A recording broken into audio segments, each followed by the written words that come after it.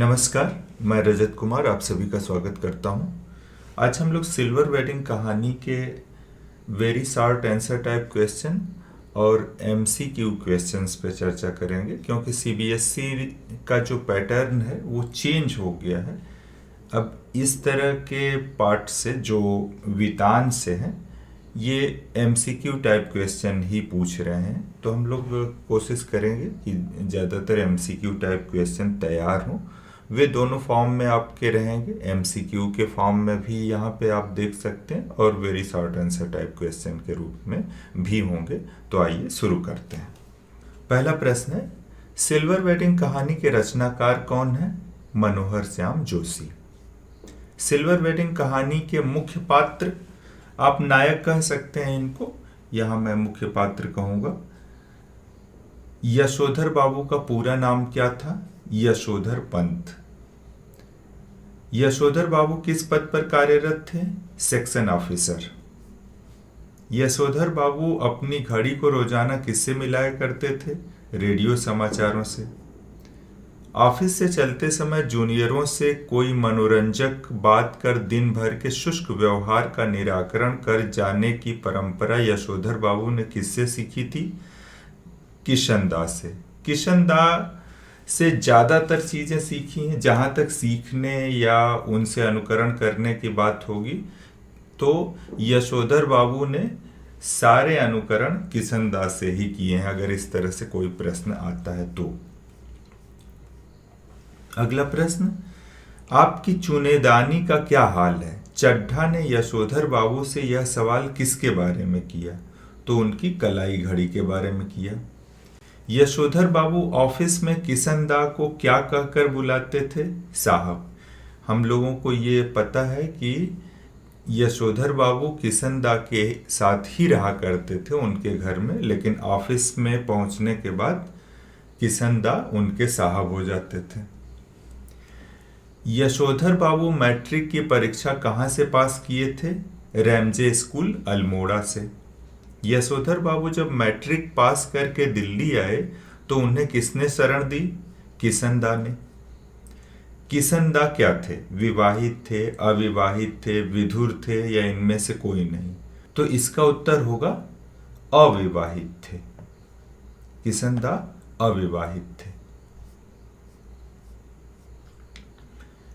किशन ने यशोधर बाबू को ऑफिस में सबसे पहले किस रूप में जगह दिलाई? मेस के रसोइया के रूप में। यशोधर बाबू का विवाह कब हुआ था? ये डेट आप याद रखिएगा, 6 फरवरी 1947 को। ऑफिस में सबसे पहले किसने हिसाब लगाकर बताया कि आज यशोधर बाबू के विवाह की सिल्वर वेडिंग है? उनके ऑफिस के कर्मचारी मेनन ने। दफ्तर में अपनी सिल्वर वेडिंग की पार्टी में यशोधर बाबू क्यों नहीं सम्मिलित होना चाहते थे? क्योंकि उनका मानना था कि यह हमारे कस्टम में नहीं है। क्या कस्टम में नहीं है? कि सिल्वर वेडिंग की पार्टी की जाए। यशोधर बाबू अपने ऑफिस कैसे जाते थे? पैदल जाते थे। यशोधर बाबू को स्कूटर कैसी सवारी जान पड़ती थी? निहायत ही बेहुदा सवारी। इसके बारे में मैं कह सकता हूँ कि ये प्रश्न आएगा नहीं, लेकिन ये प्रश्न क्यों सम्मिलित किया गया है? जिससे स्कूटर के प्रति उनका जो रवैया है उसको आप जान सकें। दफ्तर से लौटते समय यशोधर बाबू प्रभु का ध्यान लगाने या प्रवचन सुनने कहाँ जाया करते थे? बिड़ला मंदिर। यशोधर बाबू का सरकारी क्वार्टर कहाँ था? गोल मार्केट में। यशोधर बाबू के कुल कितने बच्चे थे? 4 बच्चे थे। यशोधर बाबू का बड़ा लड़का कहाँ काम करता था? एक प्रमुख विज्ञापन कंपनी में, और उनको सैलरी कितनी मिलती थी? 1,500 रुपये माहवार। यशोधर बाबू का दूसरा लड़का क्या करता था? वो सिविल सर्विस की तैयारी करता था, आईएएस की तैयारी करता था। उसका एक बार एलाइड सर्विसेज में चयन हो भी गया था, लेकिन फिर भी उसने तैयारी जारी रखी और एलाइड सर्विसेज को ज्वाइन नहीं किया। यशोधर बाबू का तीसरा लड़का कहाँ शिक्षा प्राप्त कर रहा था? अमेरिका में। यशोधर बाबू की लड़की किस विषय या किस क्षेत्र में पढ़ाई कर रही थी? वो डॉक्टरी पढ़ रही थी। यशोधर बाबू की कितनी लड़कियां थीं? केवल एक लड़की थी। अपने बच्चों द्वारा गरीब रिश्तेदारों की उपेक्षा यशोधर बाबू को अच्छी नहीं लगती थी। इस बारे में वे क्या कहकर खुद को तसल्ली दिलाते थे? उनका कहना था कि जनरेशन में गैप होता ही है।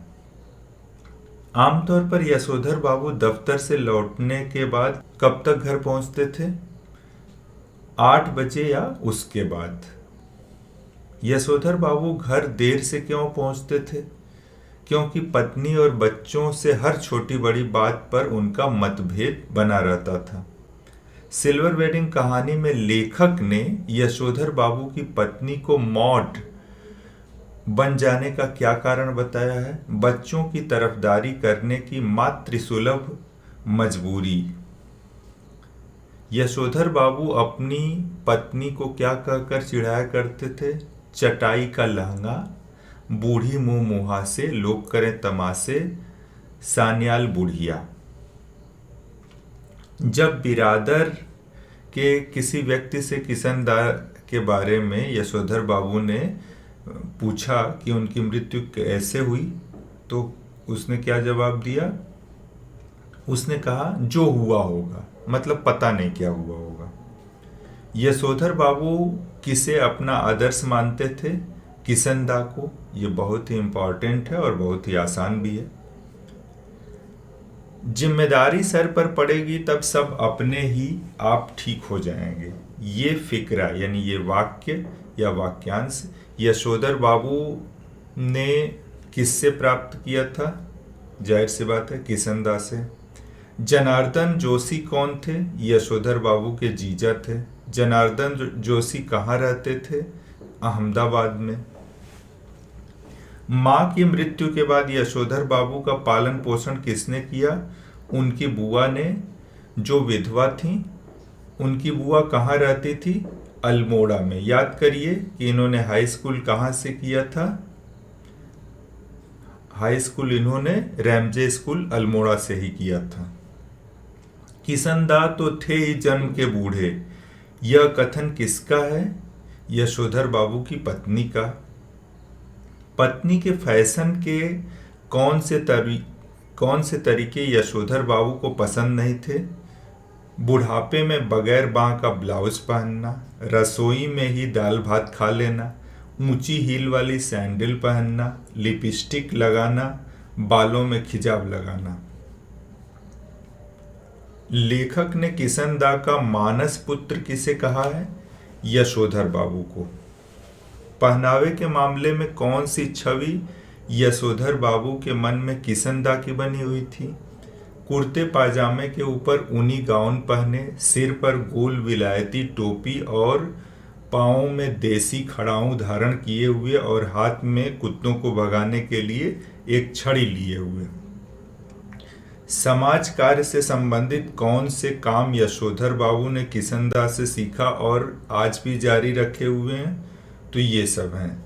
होली गंवाना, जनेऊ पुन्नियों के दिन सब कुमाइनियों को जनेऊ बदलने के लिए अपने घर आमंत्रित करना, रामलीला की तालीम के लिए क्वार्टर का एक कमरा दे देना। बड़े बेटे के वेतन के मामले में यशोधर बाबू के क्या विचार थे? यानी वो वेतन प्राप्त कर रहा है तो उसके बारे में मुझे भी बताए या मुझसे भी पूछे, तो इस बारे में क्या विचार थे? वे चाहते थे कि वह अपनी सैलरी उनसे यानी यशोधर बाबू के हाथ में रखे। अगर ऐसा न हो पाए तो कम से कम ज्वाइंट अकाउंट ही खुलवा दे अपने साथ। बड़े बेटे का क्या नाम था? भूषण। यशोधर बाबू को बेटी के किन कपड़ों पर आपत्ति थी? बेटी की जीन्स और बगैर बांह की टॉप पर। बब्बा आप भी हद करते हैं, सिल्वर वेडिंग के दिन 8:30 बजे घर पहुंचे हैं, अभी तक मेरे बॉस आपकी राह देख रहे थे। यह कथन किसका है? आराम से बता सकते हैं इसका उत्तर भूषण। जब से तुम्हारा बेटा 1,500 माहवार कमाने लगा तब से। यह टिप्पणी किसकी है? ये यशोधर बाबू ने पूछा था कि मेरे घर सिल्वर वेडिंग कब से मनने लगी, तो इसके जवाब में ये बात कही गई। तो किसने कहा था? चंद्रदत्त तिवारी, जो दूर के रिश्ते में यशोधर बाबू का भांजा लगता है। गिरीश कौन है? गिरीश यशोधर बाबू की पत्नी का चचेरा भाई है, यानी यशोधर बाबू का एक तरह से वो साला लगेगा, जो एक बड़ी कंपनी में मार्केटिंग मैनेजर है। उसी के माध्यम से यशोधर बाबू के पुत्र भूषण की नौकरी विज्ञापन कंपनी में लगी थी। आना सब कुछ चाहिए, सीखना हरेक की बात ठहरी, लेकिन अपनी छोड़नी नहीं हुई। किशनदा के इस कथन के पीछे क्या भावार्थ है? विलायती रीति रिवाज भी पता होना चाहिए, लेकिन अपने संस्कारों से जुड़े रहना आवश्यक है। तो बब्बा, अब पहले जाकर संध्या कीजिए, आपकी वजह से हम लोग कब तक रुके रहेंगे। यह कथन किसका है बताइए? भूषण का, उसकी बहन का, उसके छोटे भाई का, इनमें से किसी का नहीं। तो याद रखिए, पूरे कहानी में उनके बेटे बेटियों में, यानी यशोधर बाबू के बेटे बेटियों में दो ही हैं। कुल 4 बच्चे हैं, लेकिन कहानी में सामने आते हैं 2 ही। एक तो भूषण और दूसरा उसकी बहन। तो इसका उत्तर है भूषण। इसका उत्तर भूषण है। गमछा पहनने की आदत यशोधर बाबू को किससे मिली? किशनदा से। लोग चले गए, इसका मतलब यह थोड़ी है कि आप गमछा पहनकर बैठक में आ जाएं। बब्बा, यू आर द लिमिट। यह कथन किसका है? यह कथन है भूषण की बहन का, यानी यशोधर बाबू की एकमात्र बेटी का। भूषण अपने पिता के लिए क्या प्रेजेंट लाया, यानी क्या उपहार लाया? तो यह है ड्रेसिंग गाउन। लेखक के अनुमान के मुताबिक ड्रेसिंग गाउन पहनने के बाद यशोधर बाबू किस बात को लेकर भावुक हो गए? लेखक के अनुमान के मुताबिक, याद रखिए, भूषण द्वारा अमर्यादित व्यवहार के कारण। ऑप्शन देखिए, गाउन पहनने के बाद उनके अंगों में किशनदा उतर आया है, इस वजह से, उपर्युक्त दोनों। तो लेखक का अनुमान है कि ये दोनों ही बातें हो सकती हैं। इनमें से कोई नहीं वाला ऑप्शन सही नहीं है। इस कहानी की मूल संवेदना क्या है? हाशिए पर धकेले जाते मानवीय मूल्य, पीढ़ी का अंतराल, पाश्चात्य संस्कृति का प्रभाव, उपर्युक्त सभी। तो यहाँ पर ये उत्तर होगा उपर्युक्त सभी।